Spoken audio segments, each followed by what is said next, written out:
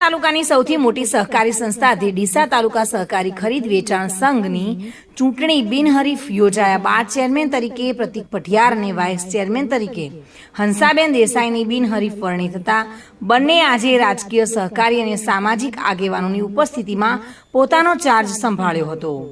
ડીસા તાલુકા સહકારી ખરીદ વેચાણ સંઘની 25 જાન્યુઆરી 2024ના રોજ વ્યવસ્થાપક મંડળની ચૂંટણી યોજાઈ હતી, જેમાં તમામ 11 ડિરેક્ટરો બિનહરીફ ચૂંટાયા હતા।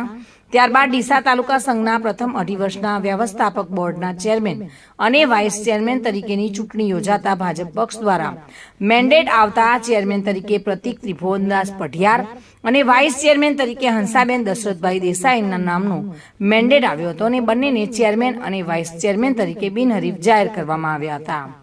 ત્યારબાદ આજે ચેરમેન પ્રતિક પઢિયાર અને વાઇસ ચેરમેન હંસાબેન દેસાઈ, ડીસાના પૂર્વ ધારાસભ્ય શશિકાંતભાઈ પંડ્યા, શહેર ભાજપના પૂર્વ મહામંત્રી રાકેશભાઈ પટેલ, હકમાજી જોશી, પ્રકાશભાઈ દવે, પ્રણવ પઢિયાર, અશોકભાઈ પઢિયાર, દશરથભાઈ દેસાઈની ઉપસ્થિતિમાં પોતાના હોદ્દાઓનો ચાર્જ ગ્રહણ કર્યો હતો। આ પ્રસંગે રાજકીય, સામાજિક અને સહકારી અગ્રણીઓએ બંનેને શુભેચ્છાઓ પાઠવી હતી।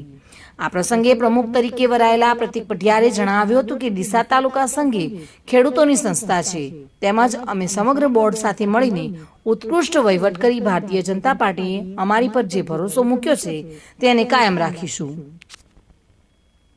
Bureau report, today Gujarati news.